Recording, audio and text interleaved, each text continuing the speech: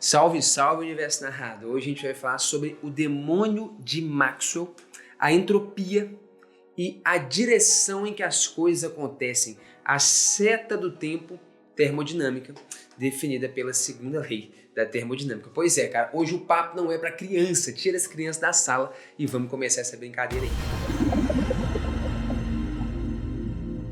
Cara, como eu disse, vamos falar de entropia e para começar a falar de entropia, a gente tem que entender a ordem natural em que os processos acontecem, que tem a ver com a segunda lei da termodinâmica. Então, começa com esse exemplozinho aqui, cara. Você tem uma certa caixa andando com uma certa velocidade para a direita. E existe atrito aqui, cara, entre o chão e a caixa. Então, daqui a pouquinho a caixa desacelera e para. Alguém poderia perguntar, cara, isso não viola a lei de conservação da energia? A energia foi dissipada, a energia desapareceu, para onde que ela foi parar?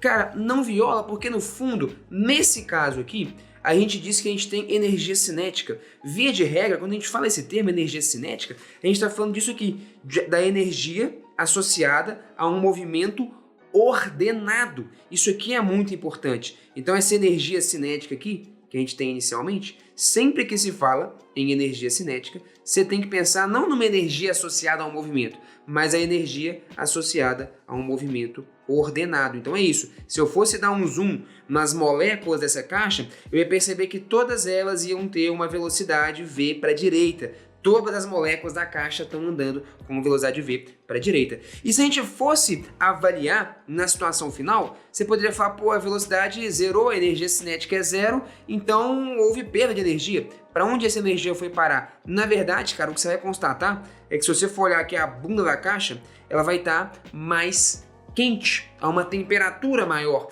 Então você vai perceber que aquelas moléculas ali que estão em contato com o chão, elas vão ter um grau de agitação maior. A medida média disso é o que a gente chama de temperatura. Então, no fundo, o que aconteceu, cara? Essa energia que era cinética, ela simplesmente se converte em energia térmica. Só isso. Energia térmica.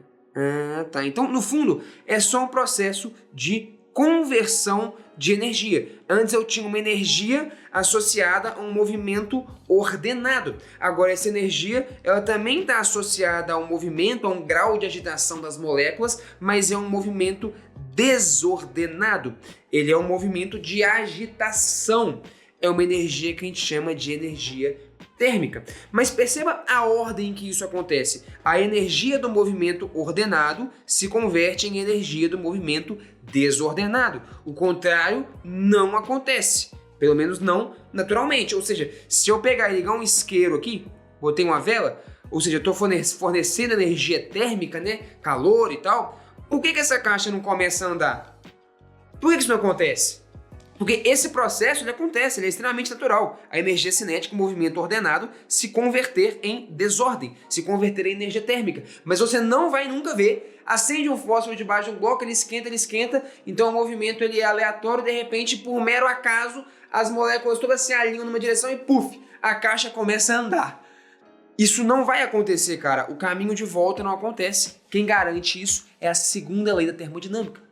É uma lei estatística, porque a gente precisaria de algo muito improvável acontecer. É uma lei puramente estatística, porque é isso. Se eu pego, esquento aqui com uma chama essa caixa, eu começo a aumentar o grau de agitação média das moléculas, mas é um movimento totalmente desordenado. Para que ela começasse a andar, eu teria que dar a sorte de pegar milhões e milhões e milhões e milhões de moléculas se movendo no movimento aleatório e dar a sorte de todas elas, no mesmo instante de tempo, apontarem suas velocidades para o mesmo lado, para essa caixa começar a andar. Isso é altamente improvável, tão improvável que ninguém até hoje nunca viu acontecer. Então a segunda lei da termodinâmica, um jeito de enunciar ela, um jeito de você entender, é dessa forma. Cara, os processos, eles sempre acontecem de modo que algo ordenado se converte em algo desordenado. A ordem não se cria do nada. É muito pouco provável eu contar com que essas moléculas todas, pensam, um mol de moléculas é 10 a 23 moléculas. 6 vezes 10 a 23, né?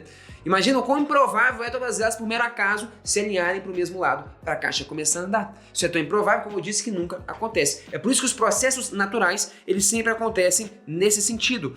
com o aumento de entropia. E a entropia ela pode ser entendida de um jeito mais superficial aqui, como esse grau de desordem de um sistema. Claro que tem um jeito matemático e preciso de calcular isso, mas enfim, dentro desse contexto nosso, a gente pode entender a entropia como sendo esse aumento de desordem. Então a gente pode dizer, a segunda lei da termodinâmica diz isso, que em todos os processos a entropia do universo sempre tende a aumentar, ou o grau de desordem de um sistema sempre tende a aumentar. Então é isso que diz a segunda lei da termodinâmica. Matematicamente, diz que a variação de entropia, o ΔS, é sempre maior ou igual a zero. O S é a entropia. Então está dizendo que a entropia sempre aumenta, ou é igual a zero, ou fica constante, quando é um processo reversível e tal. Mas enfim, não precisamos entrar nesse nível de detalhe aqui. Então essa lei está dizendo que a entropia, ela sempre ou fica constante, ou a ordem se mantém, ou ela se perde, ou a desordem aumenta. Sacou a ideia? Então é isso, a entropia tende sempre a aumentar. Essa é uma das formas de a gente enunciar a segunda lei da termodinâmica. E onde que entra o demônio de Maxwell aqui?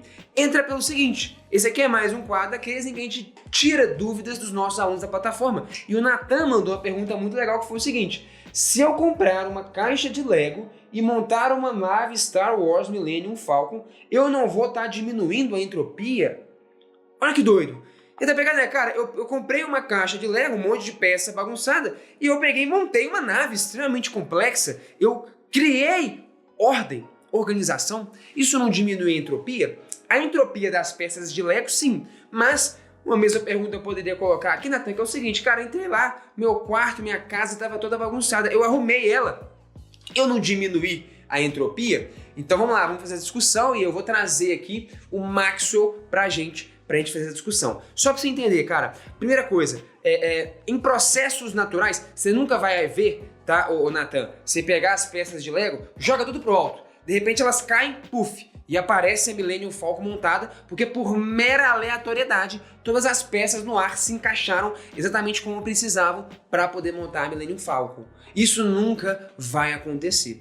Então, você entendeu? Naturalmente isso nunca acontece, mas você é um agente externo entrando no sistema. Qual que é o problema? O problema, cara, é que para que você diminua a entropia daquele sistema, o que você teve que fazer? Aumentar a sua entropia. Pensa no sistema você e a nave. Você teve que pensar, raciocinar, queimar fosfato, gastar energia. Você ficou mais velho nesse processo enquanto você montava, e quando você vai ficando mais velho, meu irmão, uma hora você vai definhar e morrer. A gente está o tempo inteiro caminhando para essa desordem, esse aumento de entropia em que a gente tem cada vez menos energia útil para produzir coisas. Há um aumento de entropia nesse processo, e se a gente fosse computar o aumento de entropia que você teve devido a toda a energia que você gastou e alocou em fazer aquilo, e o tanto que diminuiu a entropia, no resultado global, a entropia do universo aumentou. Olha que bizarro isso. Uma coisa é quando eu arrumo um quarto. Eu diminui a desorganização sim, mas e a energia que eu tive que gastar? Tem entropia em outros lugares que às vezes a gente não está olhando. E o experimento do demônio de Maxwell é exatamente esse, cara. E eu trouxe aqui, cara, é óbvio, né? Aqui é o Universo Narrado, a própria citação do Maxwell, de 1871. Olha que bonito. Se concebermos um ser cujas faculdades são tão aguçadas que ele consegue acompanhar cada molécula em seu curso, esse ser cujos atributos são ainda essencialmente tão finitos quanto os nossos, ele seria capaz de fazer o que atualmente nos é impossível fazer. Que é o quê? Presta atenção. Vimos que as moléculas em um recipiente cheio de ar, a uma temperatura uniforme, movem-se com velocidades que não são de algum modo uniformes. Suponhamos agora que tal recipiente é separado em duas porções A e B por meio de uma divisória, na qual há um pequeno orifício e que um ser que pode ver as moléculas individuais abre e fecha esse orifício, de forma a permitir que somente as moléculas mais rápidas passem de A para B e somente as mais lentas passem de B para A. Ele vai, portanto, sem nenhum trabalho, elevar a temperatura de B e baixar a de A, contradizendo a segunda lei da termodinâmica. Perceba, sem nenhum trabalho. Quando você monta a Millennium Falcon, quando o organismo é o quarto, existe um trabalho ali.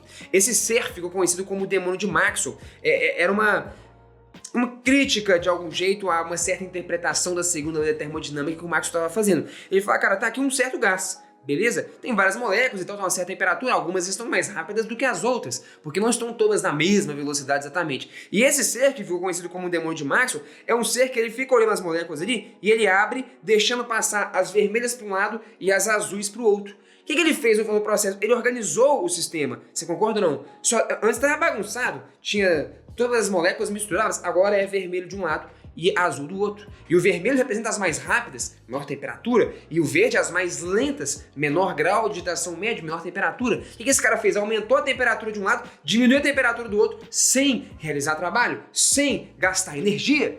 Então isso aqui não contraria a segunda lei da termodinâmica? De algum jeito, simplificando um pouco a interpretação aqui desse experimento mental, é tipo, na verdade, o que você faz quando você monta uma parada. Na verdade, qual que é a ideia aqui? Pô, para esse cara conseguir fazer isso, ele teria que ser capaz de medir as velocidades dessas moléculas. Você concorda? Para saber qual que é mais rápido, qual que é mais devagar. E o fato de mensurar velocidades vai implicar aumento de entropia. Sim, vai ter que gastar uma certa energia, um instrumento para medir, tem a informação que ele adquire, aí entra numa discussão mais complexa, que é a entropia da informação, mas enfim, o fato é, esse cara realmente organizou esse sistema. Houve aqui uma diminuição de entropia, aumenta a temperatura de um lado, diminui do outro, sem fazer trabalho, mas espera aí, houve uma diminuição de entropia do sistema. Se você for considerar a entropia da informação que esse cara teve que processar e adquirir e medir, no final do dia, a entropia total continua aumentando. Então, o experimento do demônio de Maxwell, para o Nathan que perguntou, é um pouco mais complexo, mas se assemelha um pouco a isso. A você montar as peças de Lego e ter a sua nave, você organizar o seu quarto. Sim, daquele sisteminha, você está diminuindo, de fato, a entropia, aumentando a ordem do negócio. Mas se você for considerar o todo, há sempre um aumento de entropia, é o que diz a segunda lei da termodinâmica. Mas eu achei essa pergunta genial do Nathan. Então tá aqui, esse aqui vai de presente para você, Nathan. Lembra, meu amigo, a seta do tempo nunca para. Muito obrigado pela sua pergunta, em contribuir conosco no episódio 12 dessa série. Se você é nosso aluno, não deixe de interagir sempre na plataforma. Toda semana eu seleciono excelentes perguntas para trazer esse tipo de discussão aqui. Se você quiser conhecer os nossos cursos, dá um pulo na descrição e a gente se encontra na próxima.